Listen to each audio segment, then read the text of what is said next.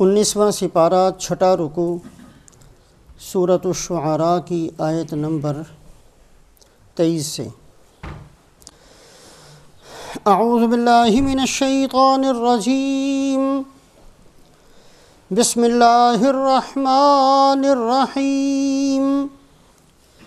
قال فرعون وما رب العالمین قال رب السماوات والأرض وما بينهما إن كنتم موقنين قال لمن حوله ألا تستمعون قال ربكم ورب آبائكم الأولين قال إن رسولكم الذي أرسل إليكم لمجنون قال رب المشرق والمغرب وما بينهما إن كنتم تعقلون قال لئن اتخذت إلها غيري لأجعلنك من المسجونين قال أولو جئتك بشيء مبين قال فأت به إن كنت من الصادقين فألقى عصاه فإذا هي ثعبان مبين ونزع يده فإذا هي بيضاء للناظرين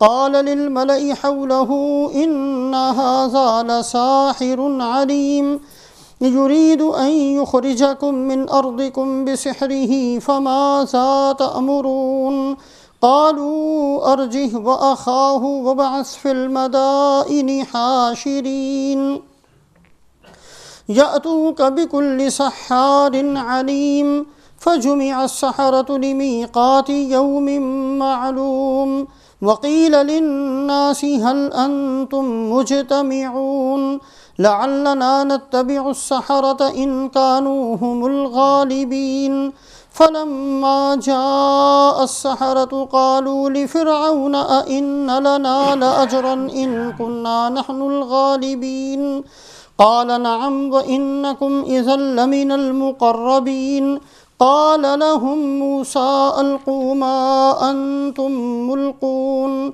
فألقوا حبالهم وعصيهم وقالوا بعزة فرعون إنا لنحن الغالبون فألقى موسى عصاه فإذا هي تلقف ما يأفكون فألقي السحرة ساجدين قالوا آمنا برب العالمين رب موسى وہارون۔ آیات شریفہ کی تفسیر اور تشریح سے پہلے ایک بہت ہی ضروری بات سامنے رکھنا ضروری ہے۔ اگر دو آدمیوں کا نظریاتی اختلاف ہو، ایک کا نظریہ کچھ ہو دوسرے کا نظریہ کچھ ہو، یا دو جماعتوں کا آپس میں نظریاتی اختلاف ہو، ایک جماعت کا نظریہ کچھ دوسری جماعت کا نظریہ کچھ، تو آپس میں بحث مباحثہ جو ہوتا ہے جس کا نام عام طور پر مناظرہ رکھ دیا جاتا ہے، یا قرآن پاک میں اس کے لیے محاجہ کا لفظ استعمال ہوا ہے، یہ آپس کی بحث مباحثہ یا محاجہ یا مناظرہ یہ بہت شروع سے انسانوں کے اندر رائج ہے۔ اللہ رب العزت نے آدم علیہ السلام کے دو بیٹوں کا مناظرہ قرآن میں ذکر کیا ہے۔ اللہ پاک نے ابراہیم علیہ السلام کا نمرود کے ساتھ مناظرہ اس کو قرآن میں ذکر کیا ہے۔ ابراہیم علیہ السلام کا مناظرہ اپنی قوم کے ساتھ اس کو اللہ نے قرآن میں بیان کیا ہے۔ تو یہ ایک بحث مباحثہ محاجہ مناظرہ یہ صورتحال ایسی ہے جو شروع ہی سے انسانوں کے اندر رائج ہے۔ اسلام نے اس کے حدود مقرر کیے ہیں، اگر وہ حدود سے نکل جائے گا تو اس کا نام مناظرہ محاجہ نہیں ہوگا بلکہ اس کا نام کچھ اور رکھ دیا جائے گا۔ جیسے اللہ کے دین کی طرف بلانا جس کا نام دعوت و تبلیغ ہے، اس کے بھی اصول ہیں۔ حضرت امام غزالی رحمۃ اللہ علیہ فرماتے ہیں کہ اگر دعوت اصول سے ہٹ کر ہو تو وہ دعوت نہیں رہتی بلکہ عداوت بن جاتی ہے۔ عداوت کا معنی دشمنی۔ ایک آدمی دین کی طرف بظاہر بلا رہا ہے لیکن اگر اصولوں کو چھوڑ کر جو اللہ نے اس کے لیے مقرر کیے ہیں ان کو چھوڑ کر اگر کسی نے دعوت و تبلیغ کے نام سے کوئی بھی محنت شروع کی تو اللہ کے ہاں اس کا نام دعوت و تبلیغ نہیں رکھا جائے گا، بلکہ اس کی وجہ سے انسانوں میں عداوتیں اور دشمنیاں پیدا ہوتی ہیں۔ مثال کے طور پر ایک اصول دعوت کا اللہ پاک بیان فرماتے ہیں، وَمَنْ أَحْسَنُ قَوْلًا مِّمَّنْ دَعَا إِلَى اللَّهِ وَعَمِلَ صَالِحًا وَقَالَ إِنَّنِي مِنَ الْمُسْلِمِينَ۔ اس سے بہتر کس کی بات ہو سکتی ہے جو دوسروں کو اللہ کی طرف بلائے لیکن خود بھی عمل کرے اور یہ کہے کہ میں ایک عام مسلمان ہوں۔ تین چیزیں اللہ پاک نے اس کے اندر بیان فرمائیں۔ ایک یہ کہ اس کی دعوت ہو لوگوں کی اپنی طرف نہیں بلکہ اللہ کی طرف، لوگوں کو بلا کر اپنے ساتھ جوڑنا نہ چاہتا ہو بلکہ دین کے ساتھ اللہ کے ساتھ جوڑنا چاہتا ہو۔ دوسری بات یہ ضروری ہے کہ یہ نہیں کہ صرف لچھے دار بیان اور تقریریں کرتا رہے اور خود اس پر ذرا بھی عمل نہ کرے، یہ بھی اللہ کے ہاں دعوت نہیں ہے۔ وَعَمِلَ صَالِحًا، خود بھی عمل کر کے دکھائے۔ سرکار دو عالم صلی اللہ علیہ وسلم کی کتنی باتیں ہیں جو آپ نے زبان سے نہیں عمل کر کے امت کو سکھائی ہیں۔ صحابہ اکرام رضوان اللہ علیہم اجمعین کے اندر یہ طریقہ رائج تھا کہ عمل کر کے انسانوں کو سکھایا جاتا۔ حضرت عبداللہ ابن عباس رضی اللہ تعالیٰ عنہما کتنے بڑے صحابی ہیں، آپ صلی اللہ علیہ وسلم کی حیات طیبہ میں آپ کے سامنے فتویٰ دیا کرتے تھے۔ حضرت علی رضی اللہ تعالیٰ عنہ کے پاس گئے کہ مجھے رسول پاک علیہ السلام کا وضو کرنا سکھا دیجئے۔ حضرت علی رضی اللہ تعالیٰ عنہ نے یہ نہیں فرمایا اچھا بیٹھ جاؤ اور اس کے بعد تقریر شروع کر دی ہو کہ اس کے اتنے فرض ہوتے ہیں، اتنے واجب ہوتے ہیں، اتنے مستحبات ہوتے ہیں، یہ طریقہ نہیں اختیار کیا۔ فرمایا اچھا ایک لوٹا پانی لے آؤ، پانی لایا گیا اور حضرت علی رضی اللہ تعالیٰ عنہ نے وضو کیا اور فرمایا ہاکذا کان وضوء رسول اللہ صلی اللہ علیہ وسلم، میں نے رسول پاک علیہ السلام کو ایسا وضو کرتے ہوئے دیکھا ہے۔ یہ سکھانے کا ایک طریقہ تھا۔ دعوت کا اصول ایک یہ ہے اللہ کی طرف بلا رہا ہو، اپنی ذات کے ساتھ جوڑنا نہ چاہتا ہو۔ دوسرا اصول یہ ہے خود عمل کر رہا ہو، وقال اننی من المسلمین۔ تیسرا اصول یہ ہے کہ وہ کوئی بہت زیادہ عہدہ یا بہت زیادہ بڑا بن کر یہ کام نہ کر رہا ہو بلکہ یہ کہے میں تو ایک عام مسلمان ہوں۔ یہ تین اصول اللہ نے اس آیت شریفہ کے اندر بیان فرمائی۔ ایک دوسری آیت شریفہ کے اندر اللہ فرماتے ہیں فَلِذَالِكَ فَادْعُ وَاسْتَقِمْ كَمَا أُمِرْتَ وَلَا تَتَّبِعْ أَهْوَاءَهُمْ۔ اے محمد صلی اللہ علیہ وسلم آپ دعوت دیجئے اور آپ خود بھی پابندی کیجئے۔ یہ نہیں کہ ایک دفعہ عمل کر کے امت کو دکھا دیا اور پھر عمل کو چھوڑ دیا، نہیں، بلکہ استقامت علی الاعمال، جس عمل کی طرف لوگوں کو بلایا جا رہا ہے وہ عمل کریں یا نہ کریں، لیکن بلانے والا مکمل طریقے سے استقامت کے ساتھ اس پر عمل کر کے دکھائے۔ وَلَا تَتَّبِعْ أَهْوَاءَهُمْ۔ تیسرا اصول اس کے اندر بیان فرمایا کہ آپ دوسروں کی خواہشات کے پیچھے نہ چلیے۔ دعوت دینے والا اپنے دین میں اتنا مضبوط ہو کہ ساری دنیا مل کر بھی اس کو اپنی خواہشات میں مبتلا کرنا چاہیں تو وہ ان کی طرف مائل نہ ہو۔ وَلَا تَتَّبِعْ أَهْوَاءَهُمْ، یہ نہیں کہ ممبر پر بیٹھ کر تو بڑی اچھی اچھی باتیں کر دیں اور پھر انہی کے ساتھ گھل مل کر جیسا وہ بے دینی کے کام کر رہے تھے انہی کے ساتھ شریک ہو گیا۔ یہ دعوت نہیں رہے گی۔ وَلَا تَتَّبِعْ أَهْوَاءَهُمْ، یہاں اللہ پاک نے اس اصول کو بیان فرمایا۔ ایک اور آیت شریفہ کے اندر ادعو الی سبیل ربک بالحکمۃ والموعظۃ الحسنۃ وجادلہم باللتی ہی احسن۔ اے محمد صلی اللہ علیہ وسلم اللہ کے دین کی طرف بلائیے حکمت کے ساتھ۔ یہ نہیں کہ ڈنڈا لے کر کسی کے سر پر مارنا ہے اور اس کو یہ کہنا ہے کہ تو بے دینی کو کیوں اختیار کیا ہوگا، نہیں، بلکہ حکمت کے ساتھ۔ حکمت کیا ہوتا ہے؟ مفسرین فرماتے ہیں انہا الکلام الصواب، وہ ایک سیدھی بات ہو اور بہت موقع پر کہی جائے، اس کا نام حکمت ہے۔ نرمی کی جگہ پر نرمی کو اختیار کرنا، سختی کی جگہ پر سختی کو اختیار کرنا، بڑا ہو تو اس کے ادب کا لحاظ رکھنا، چھوٹا ہو تو شفقت کا لحاظ رکھنا اور اس کی خوبیوں کو سامنے رکھنا، حکمت کے ساتھ بلائیے۔ رسول پاک علیہ السلام مکہ مکرمہ میں تشریف لائے۔ فتح مکہ کے موقع پر حضرت خالد ابن ولید مکہ چھوڑ کر باہر چلے گئے، اور خالد ابن ولید فرماتے ہیں کہ میں وہ آدمی تھا جس نے کوئی موقع ایسا نہیں چھوڑا جس میں سرکار کو، صحابہ کو تکلیف پہنچائی جا سکتی ہو اور میں نے نہ پہنچائی ہو۔ ہر موقع پر، چونکہ بہادر آدمی تھے، لڑائی کے اندر بھی ہر موقع پر سب سے آگے اور تکلیف پہنچانے کے اندر بھی سب سے آگے، ہمیشہ میں سب سے آگے رہا کرتا۔ آپ صلی اللہ علیہ وسلم مکہ مکرمہ تشریف لائے، مجھے نہ پایا، میرے نام خط لکھا اور میرے بھائی کو دے کر گئے، اور اس خط کے اندر کوئی دھمکی نہیں تھی کہ اچھا اب ہمیں مکہ مل گیا اب ہم دیکھیں گے، کوئی دھمکی نہیں تھی، بلکہ اس خط کا مضمون یہ تھا کہ اے خالد، ہم تیری عقل مندی پر حیران ہیں کہ اتنا بڑا عقل مند ہو کر پھر بتوں کو پوچھتا ہے۔ یہ بہترین الفاظ فرمایا، میں نے خط پڑھا، پانی پانی ہو گیا، اور آپ صلی اللہ علیہ وسلم کے خادموں میں جا کر شامل ہو گیا۔ ادعو الی سبیل ربک بالحکمہ والموعظۃ الحسنہ، بہترین خیر خواہی کے ساتھ۔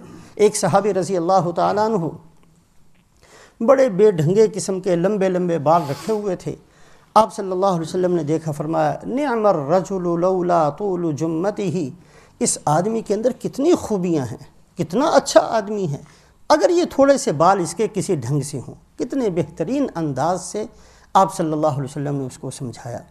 تو دعوت کے اصول ہیں، حضرت امام غزالی رحمۃ اللہ علیہ کا قول بار بار سامنے رکھا جائے، اگر دعوت ان اصولوں سے ہٹتی ہے تو وہ دعوت نہیں رہتی، عداوت بن جاتی ہے، دشمنی کا سبب بن جاتی ہے، ایک دوسرے کو نیچے گرانے کا سبب بنتی ہے۔ رسول پاک علیہ السلام کی پوری زندگی دعوت کے اصولوں ہی کا بیان ہے، اللہ ہمیں اس کی توفیق نصیب فرمائے۔ اسی طریقے سے دوسرا نام ہے مناظرہ، محاجہ، بحث مباحثہ، اس کے بھی اصول ہیں۔ اگر تو مناظرے کے اندر مقصد اپنے آپ کو ہر حالت میں سچا ثابت کرنا ہو، ہر حالت میں دوسرے کو نیچا دکھانا ہو، ہر حالت میں دوسرے کو مجبور کرنا ہو، اپنی ٹانگ اونچی رکھنا مقصود ہو، تو اللہ کے ہاں اس کا نام محاجہ نہیں ہے، اس کا نام مناظرہ نہیں ہے، بلکہ یہ دوسرے کی تحقیر ہے، دوسرے کی تذلیل ہے، تکبر ہے، کچھ بھی اس کا نام رکھا جا سکتا ہے، لیکن اس کا نام مناظرہ اور محاجہ نہیں ہے۔ حضرت امام ابو حنیفہ رحمۃ اللہ تعالی علیہ بہت بڑے مناظر تھے، اللہ نے علم کا پہاڑ سمندر بنایا تھا، بہت سارے مناظرے کیے ہیں، دہریوں کے ساتھ، ملحدین کے ساتھ، گمراہوں کے ساتھ، بڑے مناظرے ہیں، امام صاحب رحمۃ اللہ علیہ کے مشہور ہیں۔ ایک دفعہ اپنے شاگردوں سے فرمانے لگے، میں تمہیں نصیحت کرتا ہوں کبھی مناظرہ نہ کرنا۔ شاگرد بڑے حیران ہوئے کہ حضرت آپ نے تو ساری زندگی مناظرے کیے ہیں، آپ ہمیں روکتے ہیں کہ مناظرہ نہ کرنا۔ فرمایا کہ مناظرہ جو ہم نے کیا ہے، ہم تو اس نیت سے مناظرہ کرتے تھے کہ اگر ہمارے مخالف کی بات سچی ہوگی تو ہم قبول کر لیں گے کہ ٹھیک ہے بات سچی ہے، ساری بحث مباحثہ تو صرف سچائی تک پہنچنے کے لیے ہے۔ ایک چیز کے وہ پہلو جو سامنے نہیں ہیں بحث مباحثہ میں کھل کر سامنے آ جاتے ہیں۔ بحث مباحثے کے اندر تو ہم اس لیے لگا کرتے تھے تاکہ ایک دوسرے کی سن کر ہم ہر چیز کا پہلو واضح ہو جائے اور صداقت تک پہنچنا، حق تک پہنچنا ہمارے لیے آسان ہو جائے، لیکن میں سمجھتا ہوں کہ تم اس پر عمل نہیں کر سکو گے۔ تمہارے سامنے تو تم اس کو اپنی بے عزتی سمجھو گے کہ ہماری بات نیچی کیوں ہو گئی۔ اگر دشمن کی بات سچی ہوگی تم اس کی تصدیق نہیں کرو گے۔ میں تمہیں روکتا ہوں کہ تم مناظرہ نہ کرنا۔ تو مناظرہ، مباحثہ، محاجہ، جتنے بھی الفاظ ہیں، اگر یہ ان اصولوں سے ہٹ جائے تو اس کا نام مناظرہ نہیں ہے، اس کا نام محاجہ نہیں ہے، بلکہ یہ ایک دوسرے کی تحقیر اور تذلیل ہے۔ اللہ ہماری حال پر رحم فرمائے۔ آج عام طور پر اسی کو مناظرہ سمجھا جاتا ہے کہ ہم نے دوسرے کو جھٹلانا ہے، دوسرے کو نیچا دکھانا ہے اور اپنی شان بڑھانی ہے، اپنے آپ کو سچا اور حق پر اور عالم اور فاضل اور پتہ نہیں کیا کیا ثابت کرنا ہے۔ اگر یہ ساری چیزیں ہیں تو اس کا نام مناظرہ نہیں۔ ان ساری باتوں کو سامنے رکھ کر جو آیات شریفہ کل پڑھی گئیں، آج پڑھی گئیں، ان کو پھر ایک دفعہ سامنے رکھا جائے حضرت موسیٰ علیہ السلام، حضرت ہارون علیہ السلام دونوں فرعون کے دربار میں پہنچے۔ کوئی لشکر ساتھ نہیں ہے، کوئی مال ساتھ نہیں ہے۔ موسیٰ علیہ السلام اسی دربار سے، اسی ملک مصر سے ایک بندہ ہاتھ سے مر گیا تھا، لہٰذا اسی ملک مصر کو چھوڑ کر گئے ہوئے ہیں۔ اسی حالت میں اللہ کے حکم سے نبوت ملتی ہے، فرعون کے دربار میں آ کر کھڑے ہو جاتے ہیں، اور سب سے پہلے جو فرعون کو یہ کہا آ کر، اِنَّا رَسُولُ رَبِّ الْعَالَمِينَ، ہم دونوں رب العالمین کے رسول ہیں، اللہ نے ہمیں نبوت دی ہے، اپنا رسول بنایا ہے، اور اللہ نے ہمیں آپ کے پاس آنے کا حکم دیا ہے، اور ہم اس لیے آپ کے پاس آئے ہیں، ان ارسل معنا بنی اسرائیل، بنی اسرائیل کو جو آپ نے ناجائز طور پر غلام بنا کے رکھا ہوا ہے، 400 سال ہو گئے تھے ملک مصر کے اندر بنی اسرائیل کو، اور فرعون ان کے اوپر ظلم اور زیادتی ہر طرح کی کیا کرتا تھا۔ ان ارسل معنا بنی اسرائیل، بنی اسرائیل کو اپنی غلامی سے آزاد کر دے، ان کو ہمارے ساتھ ملک شام جانے کی اجازت دے دے۔ یہ باتیں حضرت موسیٰ علیہ السلام نے، حضرت ہارون علیہ السلام نے فرعون کے دربار میں کہہ دی۔ فرعون نے سب سے پہلا تو کام یہ کیا کہ موسیٰ علیہ السلام کی ذات پر اعتراض کیا۔ جو دعوت تھی، جو موسیٰ علیہ السلام نے فرمایا تھا، اس کی طرف کوئی توجہ نہیں، اس کے ہاں نہ میں کوئی جواب نہیں، نہ یہ کہ بھی میں آپ کو رسول مانتا ہوں یا نہیں مانتا، یہ بھی نہیں کہا، نہ یہ کہ میں آپ کا اس مطالبہ، اس کو پورا کرنے کا ارادہ رکھتا ہوں کہ نہیں رکھتا، اس کی طرف کوئی جواب نہیں۔ سب سے پہلا حربہ اور سب سے پہلا کام فرعون نے یہ کیا کہ موسیٰ علیہ السلام کی ذات پر حملہ کیا، اور 2 اعتراض کیے۔ ایک اعتراض تو یہ کہ اے موسیٰ، آپ وہی تو ہو جو ہمارے دربار میں پلتے رہے، آپ کا بچپن، آپ کی جوانی ہمارے ہی دربار میں گزری ہے، ہم نے آپ کی پرورش کی ہے، آپ کو تو ہمارا احسان مند ہونا چاہیے تھا۔ اور دوسرا ذات پر اعتراض یہ کیا کہ آپ ہمارے ایک آدمی کو قتل کر کے بھاگے ہوئے ہو۔ اب اگر تو سچی بات سامنے رکھنا نہ ہوتا تو یہاں بہت بہترین موقع تھا کہ جس حساب سے، جس ترتیب سے فرعون نے اعتراض کیے تھے، اسی ترتیب سے اس کا جواب دیتے، لیکن یہ نبوت کی شان ہے۔ حضرات انبیاء علیہم الصلوات والتسلیمات صرف اور صرف سچ اور حق ہی ہوتے ہیں، لہٰذا جو بات ایسی تھی جس میں موسیٰ علیہ السلام کی طرف سے کسی قسم کی خطا اور غلطی اور بھول نہیں تھی، اس کو نہیں پہلے بیان کیا، بلکہ جو اس کی گناہ والی بات، جس کو وہ گناہ والی اور قتل والی بات سمجھتا تھا، جو موسیٰ علیہ السلام کے مقابلے میں اس نے دوسرے نمبر پر کہی تھی، حضرت موسیٰ علیہ السلام نے پہلے اس کا جواب دیا۔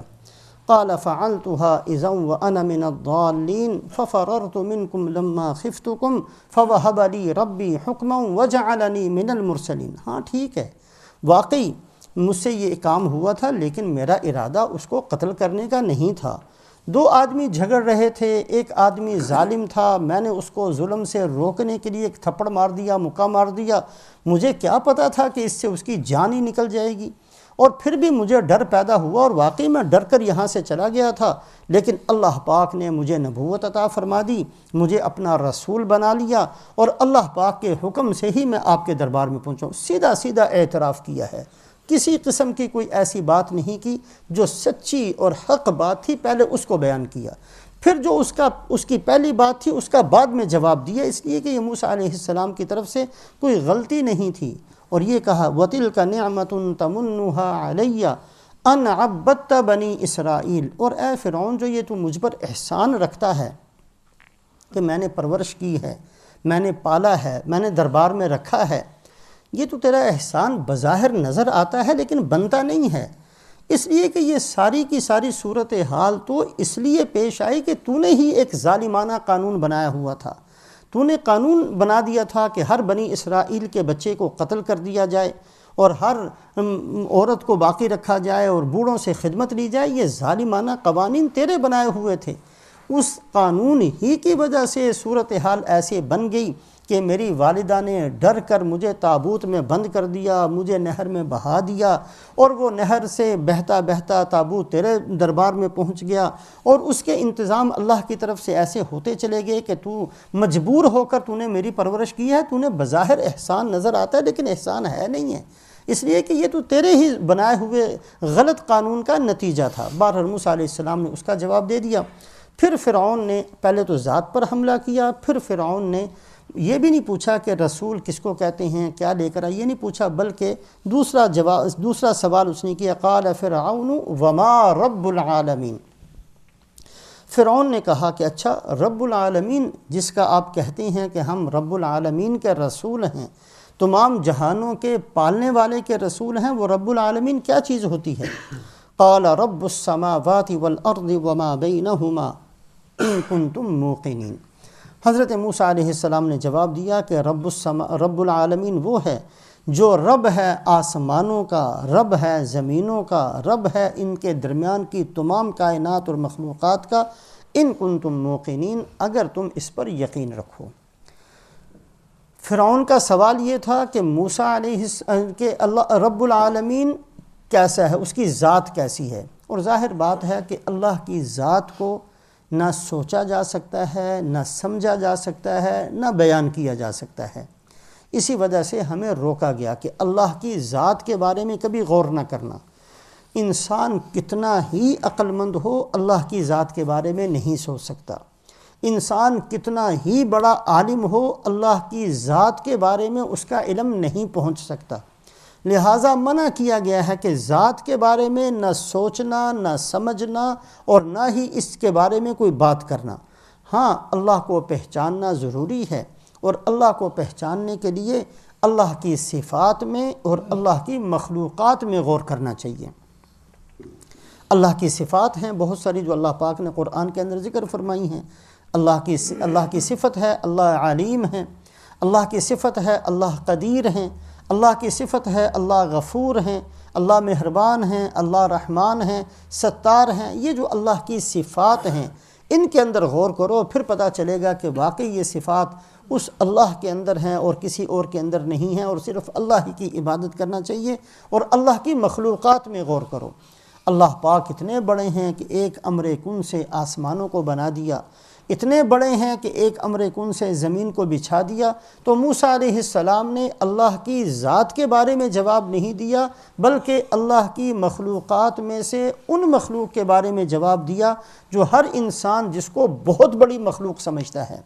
مخلوقات تو بہت بڑی ہیں، چونٹی بھی اللہ کی مخلوق ہے لیکن بہت چھوٹی سی ہے۔ ہر انسان کی آنکھیں اس بات پر گواہی دیتی ہیں کہ آسمان بہت بڑا، جہاں تک نظر جاتی ہے آسمان نظر آتا ہے، زمین بچھی ہوئی نظر آتی ہے، آسمانوں کے اوپر آسمان ہیں، یہ بہت بڑی مخلوق۔ موسیٰ علیہ السلام نے فرمایا رب السماوات والارض وما بینہما ان کنتم موقنین۔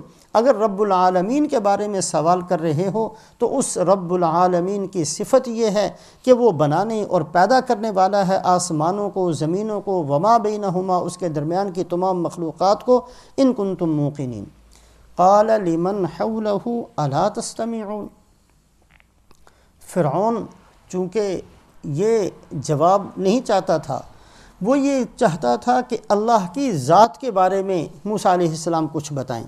موسیٰ علیہ السلام کا جواب بہت اونچا تھا، لیکن فرعون یہ نہیں چاہتا تھا، لہٰذا فرعون نے اپنے درباریوں سے، جو خاص قسم کے درباری تھے ان کی تعداد تو 500 ہوا کرتی، اور جو عام قسم کے درباری تھے وہ بے تحاشا ہوا کرتے تھے، بڑے بڑے وزراء اور بہت زیادہ صاحب مشورہ جو لوگ ہوتے تھے وہ 500 ہوتے تھے۔ قال لمن حولہ الا تستمعون۔ جتنے لوگ بیٹھے ہوئے تھے فرعون ان کی طرف متوجہ ہوا اور متوجہ ہو کر پوچھنے لگا کہ کیا تم نے جواب سنا ہے؟ میں کچھ سوال کرتا ہوں، یہ کچھ اور ہی جواب دے رہے ہیں۔ میں پوچھتا ہوں اللہ کی حقیقت کیا ہے، اللہ کی ذات کیسی ہے، رب العالمین کیسے ہیں، اور یہ جواب دے رہے ہیں کہ وہ رب ہے آسمانوں کا اور زمینوں کا۔ اس میں جو سوال تھا وہ تو جواب نہیں دیا، اس لیے کہ یہ جو نظریہ کفریہ اور شرکیہ نظریہ ہمیشہ سے انسانوں کے اندر موجود ہے، بہت سارے بندے اس کے قائل ہیں کہ زمین و آسمان خود بخود بن گئے ہیں، یہ نظریہ فرعون کے زمانے کے اندر بھی تھا، اور بہت سارے بندے اسی نظریے کو رکھنے والے تھے، اسی وجہ سے تو فرعون کو رب مانے ہوئے تھے۔ جب فرعون نے یہ کہا انا ربکم الاعلی، میں تمہارا بہت بڑا رب ہوں، اس کو تسلیم کرتے تھے، اس لیے کہ ان کے سامنے رب کی صرف اتنی سی خصوصیت کافی تھی کہ وہ بادشاہ ہو، وہ ہم میں سے بڑا ہو، اور رزق اس کے ہاتھ میں ہو، وہ ملازمت دے سکتا ہو، وہ کسی کو قتل کر سکتا ہو۔ یہ جو چھوٹی چھوٹی چند باتیں ہیں، اسی کو وہ ربوبیت سمجھے ہوئے تھے۔ بڑی بڑی کائنات اور مخلوقات کے بارے میں جیسے آج بھی بہت سارے گمراہ لوگ موجود ہیں کہ یہ خود بخود ہے، یہ نیچر ہے، یہ خود بخود ہو جاتی ہے، ہوتی رہتی ہے، ہوتی رہے گی، یہ نظریہ ایک فرعون کے دور کے اندر بھی لوگوں کے اندر موجود تھا۔ لہٰذا موسیٰ علیہ السلام کا جواب اپنی جگہ پر بہت اونچا جواب تھا، لیکن وہ اس جواب کے بارے میں یہ سمجھے کہ یہ ہمارے سوال کا جواب نہیں ہے۔ قال لمن حولہ الا تستمعون۔ پھر موسیٰ علیہ السلام نے دوسرا جواب دیا، قال ربکم ورب آبائکم الاولین۔ ٹھیک ہے، آسمان زمینوں کے بارے میں تو تمہارا خیال یہ ہے کہ یہ خود بخود چلتا ہے، یہ نیچر ہے، یہ جو کچھ بھی ہے، لیکن رب العالمین وہ رب ہے جو تمہارا رب ہے اور تمہارے آباء و اجداد کا رب ہے۔ اپنے بارے میں تو سوچو کہ اللہ پاک نے تمہیں پیدا کیا، تمہارا وجود نہیں تھا، پھر اللہ نے وجود بخشا ہے، پھر تم جو کچھ بھی کرتے رہو آخر تم نے مرنا ہے۔ تمہارے جیسے کئی دنیا کے اندر آئے، بڑے لمبے چوڑے دعوے کیے۔ جو آدمی اپنے آپ کو پیدا نہیں کر سکتا، اپنے آپ کو باقی نہیں رکھ سکتا، اس کی زندگی اس کے ہاتھ میں نہیں ہے، اس کو کہاں زیبا ہے اتنا بڑا دعویٰ کرنا کہ میں رب ہوں اور ربکم الاعلی ہوں۔ اللہ کے بندے، ربکم الاعلی اور اللہ اور رب العالمین تو وہ ہے جو تمہارا رب ہے، جس نے تمہیں بنایا ہے، تمہارے آباء و اجداد کو پیدا کیا۔ اس کا جواب فرعون کے پاس نہیں تھا، تو کہنے لگا قال ان رسولکم الذی ارسل الیکم لمجنون۔ یہ جو تمہارے رسول ہیں، جس کو بقول اس کے کہ اللہ پاک نے تمہارے پاس بھیجا ہے، یہ مجنون ہے۔ یہ ایک عام طریقہ ہوتا ہے کہ اگر جواب نہ بنے تو دوسرے کو پاگل کہہ دیا جائے، مجنون کہہ دیا جائے۔ یہی حربہ، یہی طریقہ فرعون نے اختیار کیا۔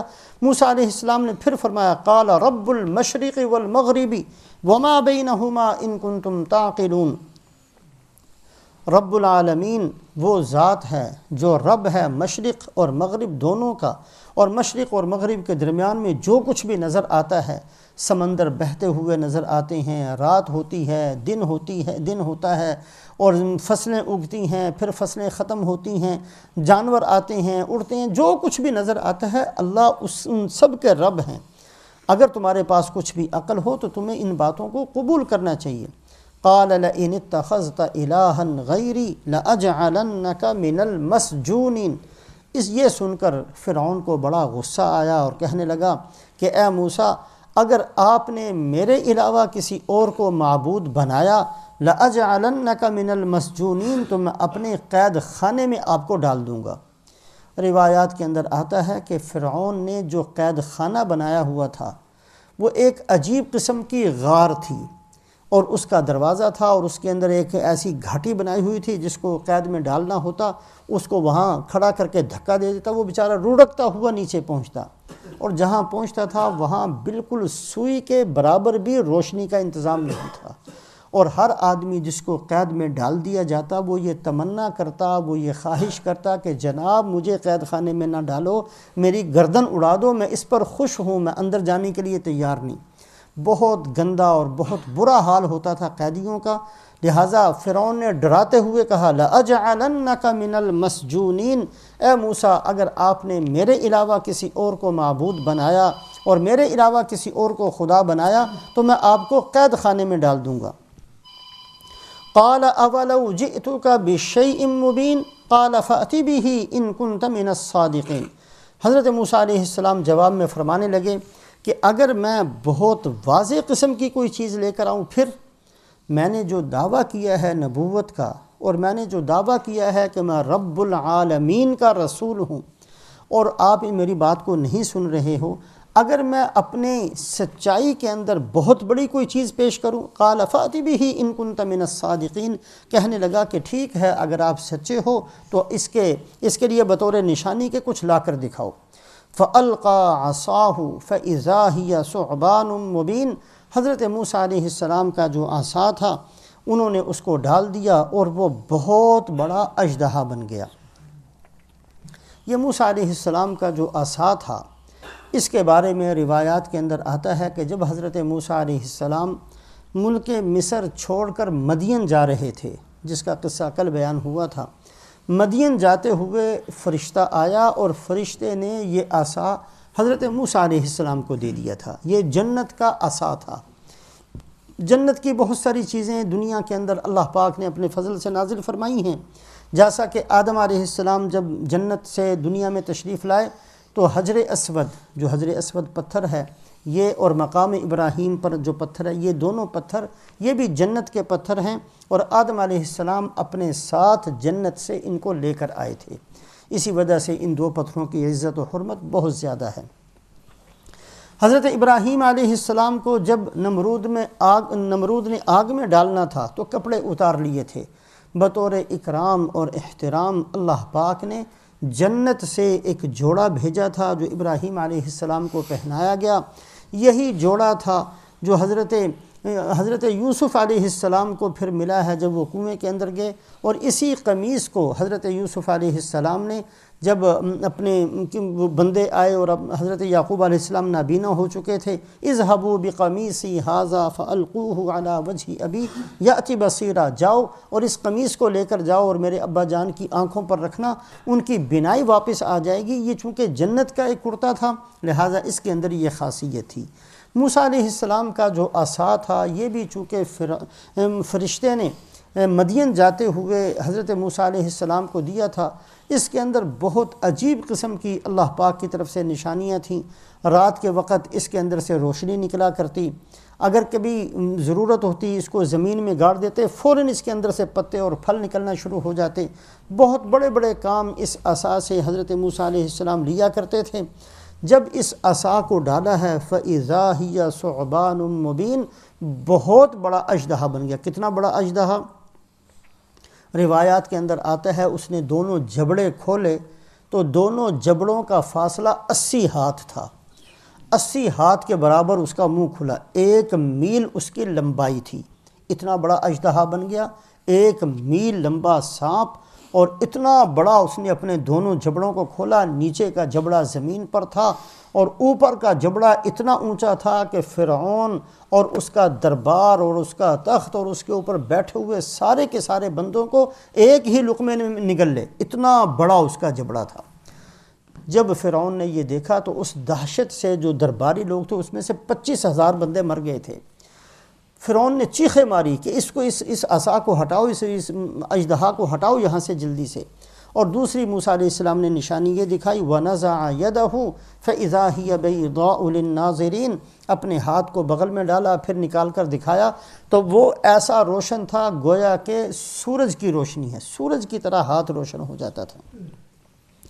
دونوں نشانیاں دیکھ کر قَالَ لِلْمَلَإِ حَوْلَهُ إِنَّ هَذَا لَسَاحِرٌ عَلِيمٌ، بدبختی اس کی غالب آئی ہوئی تھی، اتنا کچھ دیکھنے کے بعد بھی کہنے لگا اپنے درباریوں سے کہ یہ ایک جادوگر ہے اور بڑا پڑھا لکھا جادوگر ہے۔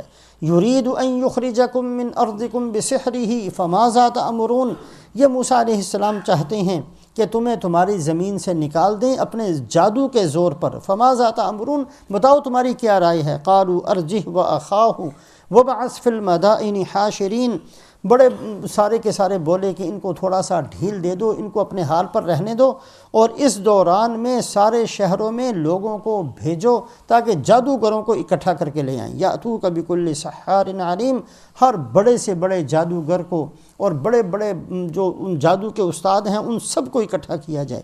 فجمع السحرۃ لمیقات یوم معلوم، پھر تمام جادوگروں کو ایک وقت مقرر پر اکٹھا کر لیا گیا۔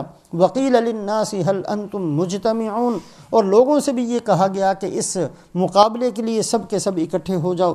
لعلنا نتبع السحرۃ ان كانوا هم الغالبین، شاید ہم بھی انہی جادوگروں کا راستہ اختیار کر لیں اگر ہم غالب آ گئے، اگر غلبہ ہمیں مل گیا تو پھر ہم سب کو چاہیے کہ ان کو اپنا امام اور مقتدا بنا کر انہی کے پیچھے ہم بھی چلنا شروع کر دیں۔ فلما جاء السحرۃ السحرة قالوا لفرعون أئن لنا لأجرا إن كنا نحن الغالبين۔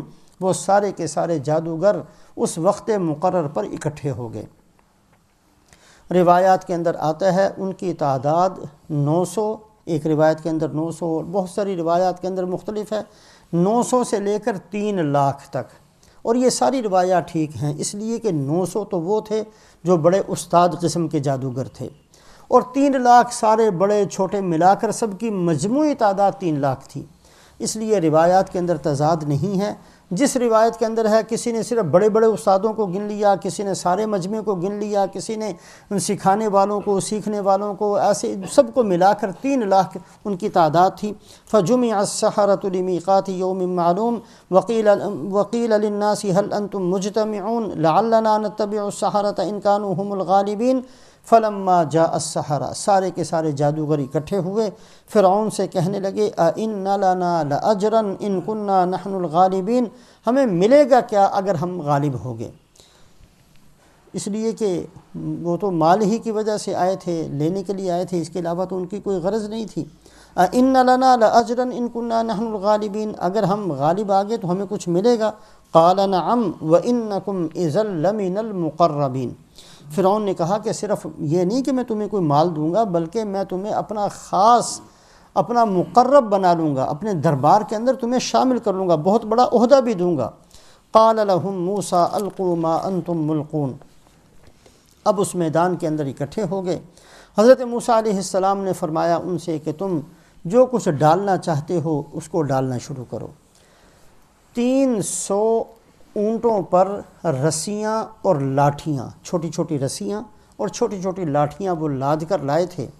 فَأَلْقَوْا حِبَالَهُمْ وَعِصِيَّهُمْ وَقَالُوا بِعِزَّةِ فِرْعَوْنَ إِنَّا لَنَحْنُ الْغَالِبُونَ، لہٰذا انہوں نے ان رسیوں کو کھولا اور ان لاٹھیوں کو لیا جو 300 اونٹوں پر لاد کر لائے ہوئے تھے، اور اس میدان کے اندر ان کو ڈال دیا، اور ڈالنے کے بعد جو ایک جادو کا انداز تھا انہوں نے شروع کیا، جس کی وجہ سے وہ لاٹھیاں اور وہ رسیاں اس میدان کے اندر چلتی ہوئی نظر آئیں، وہ چل نہیں رہی تھی۔ یخیل الیہ من سحرہم انہا تسعی، ایسی نظر بندی تھی کہ عام بندہ ان کو دیکھ کر یہ سمجھتا کہ شاید یہ چھوٹے چھوٹے سانپ ہیں جو اس میدان کے اندر بھاگتے ہوئے پھر رہے ہیں۔ معجزہ اور جادو، ان دونوں میں بہت بڑا فرق ہے۔ ایک فرق تو یہ ہے کہ معجزہ اللہ کا عمل ہوتا ہے، نبی کا بھی نہیں ہوتا، بلکہ اللہ کا براہ راست عمل ہوتا ہے، اور جادو جو ہے یہ گمراہ بندوں کا کام ہوتا ہے۔ وما رمیت اذ رمیت ولکن اللہ رما، رسول پاک علیہ السلام نے جو ایک مٹھی اٹھا کر پھینکی تھی، اور وہ مٹھی کنکریوں کی ہر ایک کافر کی آنکھوں میں پہنچ گئی تھی، اللہ فرماتے ہیں آپ نے نہیں پھینکی، یہ ہم نے پھینکی تھی۔ بظاہر پھینکنے والے رسول پاک علیہ السلام ہیں، اللہ فرماتے ہیں یہ آپ کا کام نہیں، یہ ہمارا کام تھا۔ معجزہ براہ راست اللہ کا عمل ہوتا ہے، اور جادو گمراہ بندوں کا عمل ہوتا ہے، ایک فرق۔ دوسرا فرق یہ ہے کہ معجزے کے اندر حقیقت بدل جاتی ہے، اور جادو کے اندر صرف نظر آتا ہے۔